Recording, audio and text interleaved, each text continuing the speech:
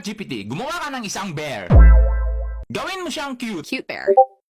Bigyan mo siya ng magnifying glass at sombrero ng isang detective. Detective. Ilagay mo siya sa labas, tapos ang pangalan niya ay Benny. Nasa labas si Benny. Ilayo mo ng kaunti sa bahay. Inilayo. Ilagay mo na lang siya sa loob ng bahay. Huh? Ano ba yan? Ano ba yan? Nasa loob na siya kanina. Ano naman kung ganun? Pinalabas mo tapos ipapasok mo siya ulit? Kasi nga ganito yan, mayroon siyang hinahanap. At ano naman? Nawawala kasi yung jar of honey niya. Okay. Hinanap niya ito sa kanyang drawer. Hinanap sa drawer. Subalit hindi niya ito nakita at napakamot na lang sa ulo. Napakamot. Tapos bigla niyang naalala. Naalala. Bakit yung part ng drawer nasa katawan niya? Tapos may honey pa. Ilagay sa drawer. Dapat yung honey ay nasa alaala niya, hindi sa drawer. Sa alaala. Ngayon, gumawa ka ng isang eksena na nagulat siya dahil sa pagkaulyanin. Nagulat. Ilagay mo siya sa bayan. Ano? Sa bayan naman siya ngayon? Oo, ang dami mong tanong. Sa bayan. Nakakita siya ng isang puting manok. Puting manok.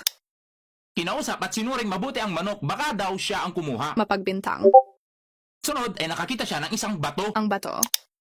Sinaliksik niya din ito, baka daw nasa bato yung kanyang honey. Ano? Buwang ba siya? At bakit mo naman ito nasabi? Yung bato? Magtatago ng honey? Ay, buwang nga! Basta, gawin mo na lang! Kwentong baliw.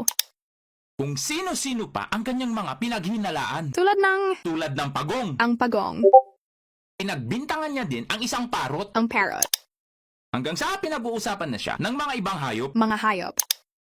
Tapos naglakad-lakad siya. Naglalakad. Bigla niyang naalala na nakatulog siya habang kumakain ng honey. Nakatulog. Naisip niya na baka may nagnakaw. Tamang hinala na siya. Sunod ay nakakita siya ng isang bubuyog. Isang bubuyog.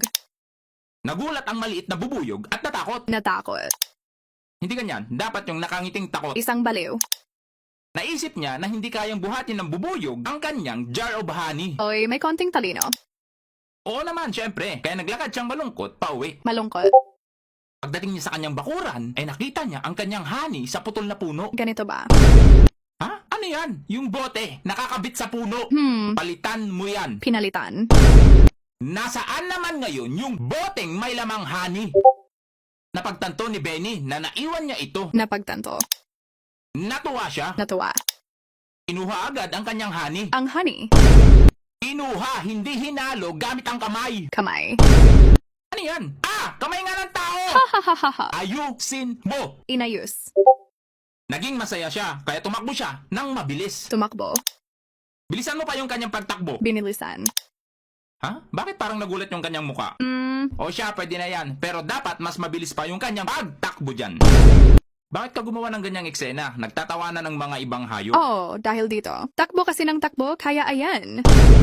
Nadapa, tapos natapon yung... Kawawang Benny.